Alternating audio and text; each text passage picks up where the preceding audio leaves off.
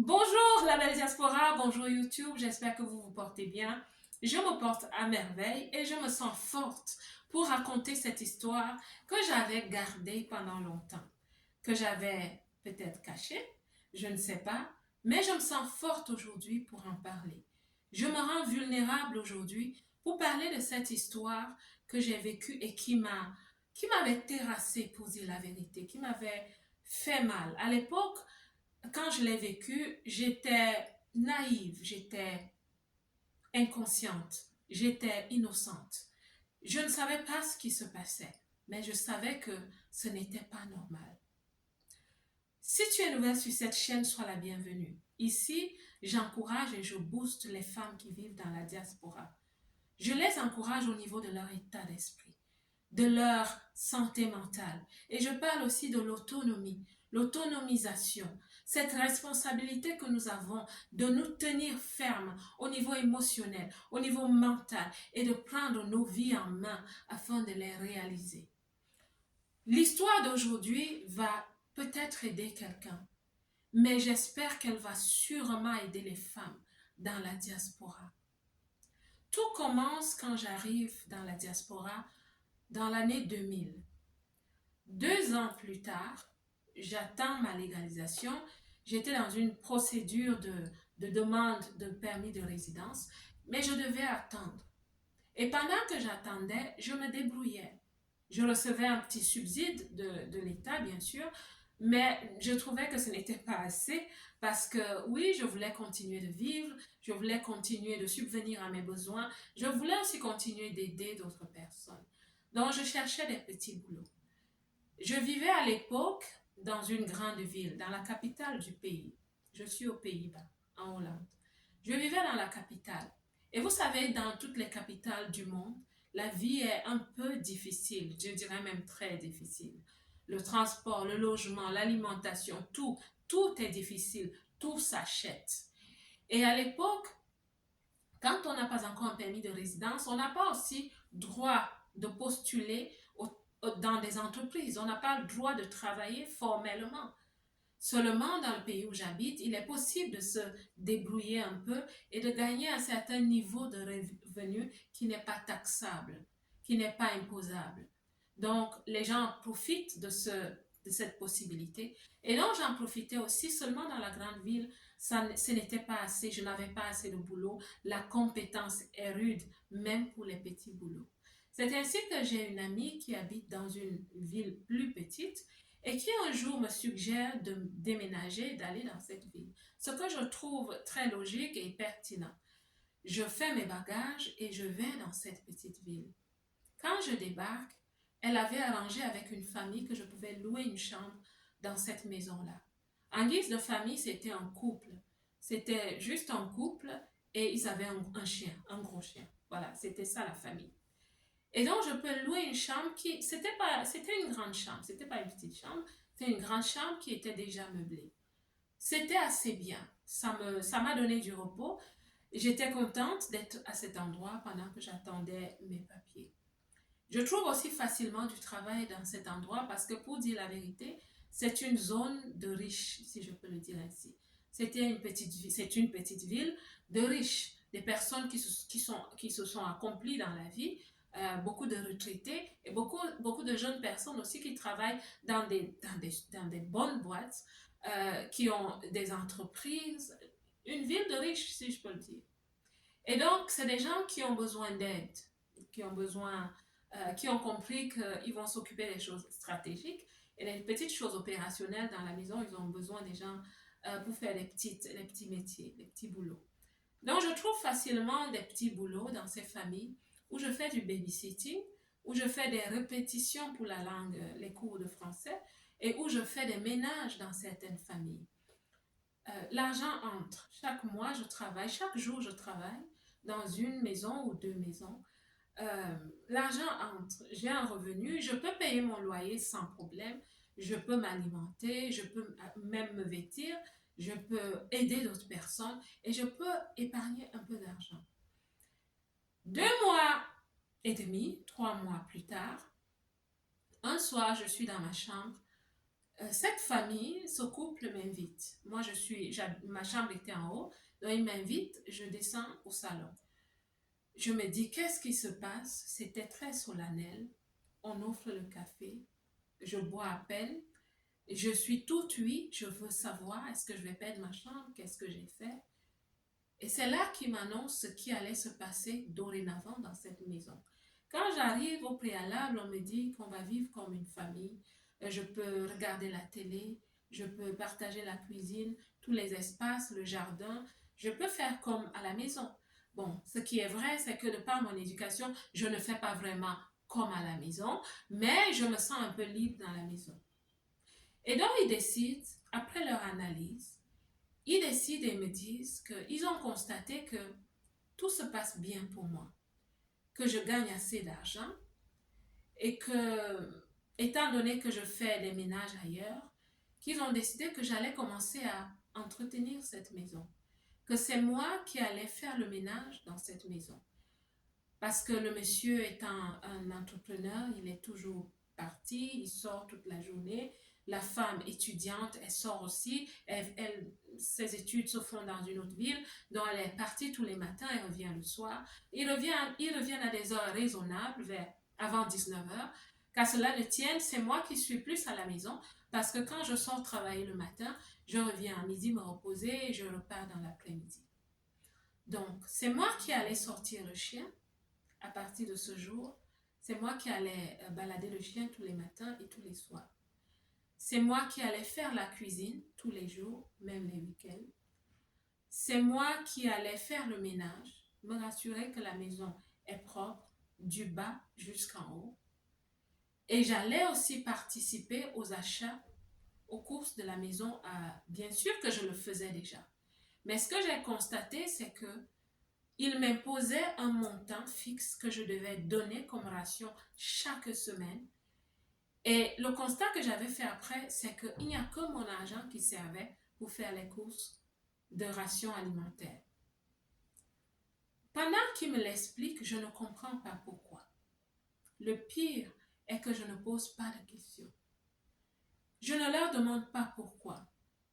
Et vous savez pourquoi? Et c'est là où j'ai envie de parler à une femme dans la diaspora. Quand nous arrivons ailleurs, dans ces pays qui sont développés, dans ces pays où les choses sont merveilleuses et on souhaite y habiter, on souhaite y prospérer, nous avons l'impression, de par nos éducations, que nous devons nous prosterner tout le temps. Nous devons être soumis tout le temps. Surtout notre culture nous enseigne aussi que la femme doit être soumise. Mais on ne nous fait pas la distinction de où est-ce que se fait cette soumission et comment. Donc nous sommes soumises partout où on va. Dès qu'on a une autorité, on est soumis. Et l'autorité pour moi dans cette circonstance, c'était les propriétaires de cette maison. Donc j'étais subitement très soumise. La donne avait changé. On n'était plus en famille, mais dans cette famille, c'est moi qui devais porter la charge de la famille. Je ne trouvais pas ça normal. Mon instinct ne trouvait pas ça normal. Mais je me suis dit que je n'avais pas le choix. J'avais peur de perdre ma chambre, j'avais peur d'être mise à la porte et j'avais même peur que les gens apprennent cela. Parce que je pensais que si je ne le faisais pas, j'étais dans le tort de ne pas le faire. Parce qu'ils étaient assez généreux pour m'accueillir dans leur maison, mais je payais le loyer.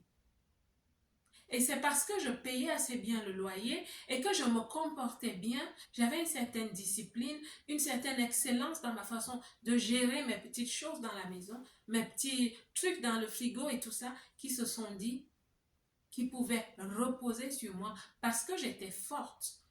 Mais j'étais la seule qui ne savait pas que j'étais forte, que j'avais un potentiel. Et c'est ça la vérité. Que ce soit au travail, que ce soit dans la vie en société. Quand tu ne connais pas ton potentiel, les autres vont l'utiliser. Et c'est ce qui nous arrive beaucoup dans la diaspora. Certains n'osent pas demander des promotions, des hausses de salaire, parce qu'on se dit, si on a déjà un travail dans une boîte, c'est déjà assez. on est déjà arrivé. Ce n'est pas vrai. Et c'est ainsi que je commence, à partir du lendemain, à me lever tôt le matin, aller balader un chien, ce que je n'avais jamais fait dans ma vie. Et je vous assure, c'est resté un peu chez moi comme une petite séquelle. Je peux vous le dire aujourd'hui. Je suis sur ma chaise de Freud et en train de me faire sculpter par vous. Je peux vous le dire aujourd'hui. Je,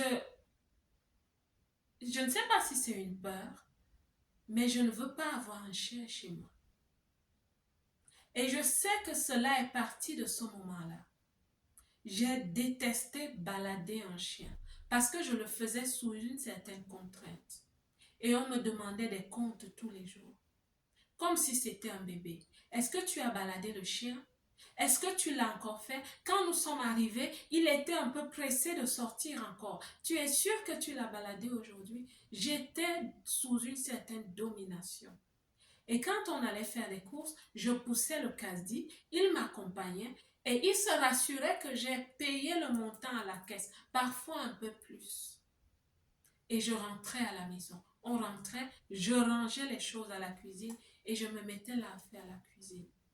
Il regardait la télé. Je m'attelais dans la maison. Et quand je savais qu'ils allaient revenir, je revenais généralement avant à la maison, je me rassurais. Je courais dans la maison comme une petite pour me rassurer que la maison est propre, que comme le chien se couchait parfois sur le canapé, sur le divan, je me rassurais qu'il n'y a pas de poil de chien. Je portais l'aspirateur, je nettoyais partout, que les murs étaient propres, que tout était propre. Si l'interrupteur était un peu sale et que je passais, je rentrais à la cuisine prendre cette petite serviette mouillée pour nettoyer, que tout était propre. Je me souviens un jour, je nettoyais à la cuisine le samedi et le monsieur, j'ai failli dire le maître, se lève et vient vers moi et me dit: Ah, j'ai l'impression que tu ne nettoies que ce que tu vois. Je dis: Comment ça? Mais je suis en train de nettoyer. Oui, mais. Et c'est là qu'il se met à démonter la haute. Vous voyez, la vapeur qui sort monte dans une structure. Je n'ai pas eu ça dans mon pays. À la maison, c'était assez décent. On avait toujours une cuisinière à gaz et tout, mais on n'avait pas toute cette structure que je vois dans les maisons occidentales. Alors il se met à démonter la haute, il se met à démonter et me dit: tu as vu toute cette saleté et tout ça. Et au lieu de passer environ 1 heure que je voulais passer à nettoyer la maison et la cuisine, j'ai passé environ 4 heures à faire ce travail parce qu'il fallait nettoyer et bien nettoyer avec la peur que s'ils arrivaient et voyaient que ce n'était pas assez propre, je devais recommencer. Vous pensez que je fonctionnais là comme un membre de famille, comme une auxiliaire de maison ou comme ce que j'ai dit dans le titre? Je ne vais pas utiliser ce mot parce que les algorithmes de YouTube parfois rendent certaines vidéos invisibles si vous utilisez certains mots. Vous pensez que j'exagère? Alors ce que cela a fait chez moi, c'est que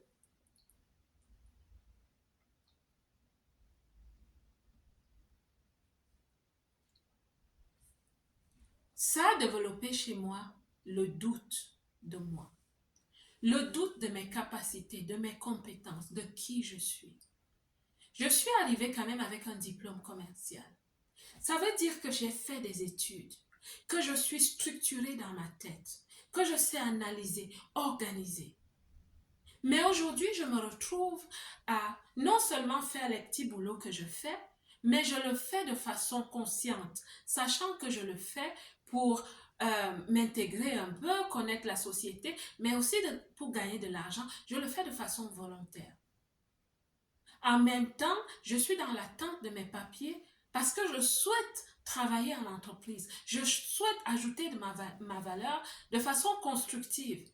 Mais ce que je suis en train de faire là maintenant me donne l'impression qu'en fait, dans cette société, je suis appelée à ne être que ceci. C'est là que j'ai l'impression que je suis appréciée et que j'excelle. Mais pourquoi est-ce que ma légalisation dure? Pourquoi est-ce que j'attends un peu, maintenant un peu plus de 3 ans? Pourquoi est-ce que j'attends? Peut-être que je ne suis bonne à rien. Peut-être que je ne suis rien. Et on me traite vraiment dans cette maison comme si je n'étais rien.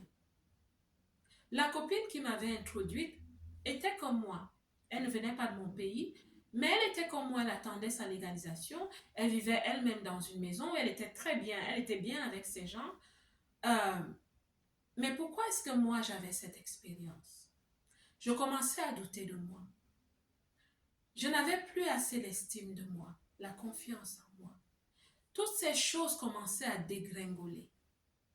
Je commençais à être petite partout où je suis, à me sentir petite, à être obligée de me lever en premier pour aider, parce que c'est ce que mon ADN devenait. Celle qui aide, la petite sous-fifre qui fait des petites besognes. Et plusieurs dans la diaspora ont vécu ce genre de choses. Mon déclic commence quand ma vie de prière s'approfondit. Pour celles qui ne sont pas chrétiennes, je suis désolée, mais c'est mon histoire, elle est passée par là. Quand je commence à découvrir mon identité divine, et je commence à me dire, mais attends, j'ai été merveilleusement créée, mais j'ai été créée pour être intelligente, pour comprendre la science de la vie, pour être une personne stratégique. J'ai été créée pour être une femme vertueuse, qui apporte de la valeur, qui parle avec sagesse. J'ai été créée pour compter, pour réaliser une destinée. C'est là où mon déclic commence. Et jusque-là, je suis là.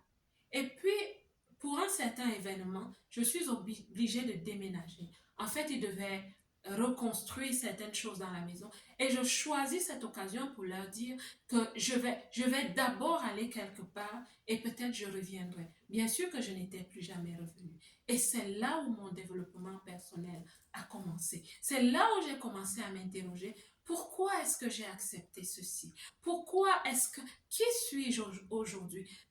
Ces questions m'ont conduite à chercher un peu plus, à aller sur Internet, à lire, à trouver certaines petites formations, à m'approcher de mon pasteur, à lui poser de bonnes questions. Et j'ai commencé à trouver la direction dans ma vie par rapport à mon identité. Et mes belles, dans la diaspora, plusieurs personnes vivent avec des identités erronées, des identités qui deviennent falsifiées parce qu'il faut qu'elles prétendent d'être ce qu'elles ne sont pas en fait à l'intérieur. Plusieurs personnes vivent avec des blessures neuronales, des blessures psychologiques parce que cette situation peut créer des blessures profondes. Et si tu ne travailles pas sur toi, si tu ne te réveilles pas, il faut un travail pour guérir de certaines blessures. Il faut un travail pour acquérir de la structure, pour redevenir organisé, pour être une personne qui a une vision de vie.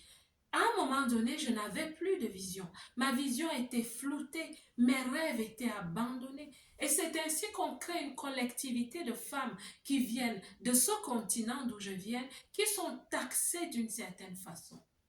Les statistiques disent que nous sommes des femmes qui dépendent très longtemps du système social. Des femmes qui n'ajoutent pas vraiment de la valeur au niveau social, au niveau économique. On dit de nous que nous sommes enclines à la prédation masculine. Ça veut dire quoi? Que les hommes nous dominent facilement et que plusieurs sont dans des relations interdépendantes qui sont avilissantes pour elles parce qu'elles veulent dépendre toujours.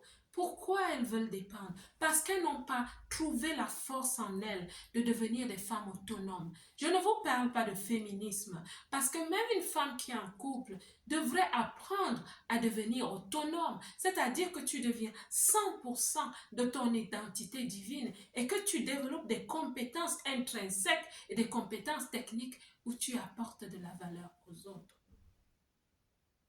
Voilà donc l'expérience que j'ai eue.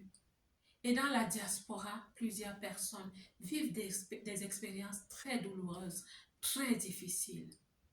Et plusieurs sont restés sur ces canevas. Plusieurs ont accepté et embrassé la médiocrité individuelle et collective. Elles vivent repliées sur elles.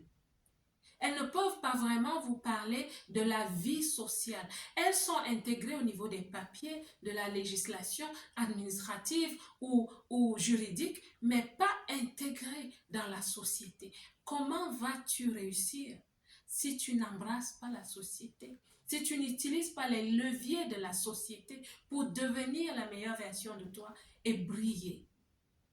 Ma belle, je ne suis pas fâchée. Je suis devenue intégrée, équilibrée. Je sais que j'ai ma place autour de la table pour apporter mes idées, pour contribuer à la prise de certaines décisions. Je sais que quand je n'ai pas une chaise, je crée ma chaise. Je crée même ma table. Je suis aujourd'hui entrepreneur. J'ai une entreprise qui décolle encore, mais je suis entrepreneur aujourd'hui. Je travaille aussi dans une institution, je tairai le nom de cette institution. Je suis une personne qui vous parle aussi sur les réseaux sociaux. Je suis une personne qui est devenue libre. Je n'ai plus le poids de ces blessures parce que j'ai fait un travail sur moi. Mes belles, ce n'est pas l'attente du pays qu'on appelle souvent avec qui on tape les divers, qui est notre coach, comme disent certaines femmes dans la diaspora. Oh, moi, quand j'appelle cette tata-là, ma journée est belle. Mais est-ce que ta journée devient structurée? Est-ce qu'elle devient stratégique? Est-ce qu'elle te donne une vision? Est-ce qu'elle t'apprend à avoir des objectifs, à faire la priorité des choses, à gérer ton temps? Là, je commence à parler comme une coach.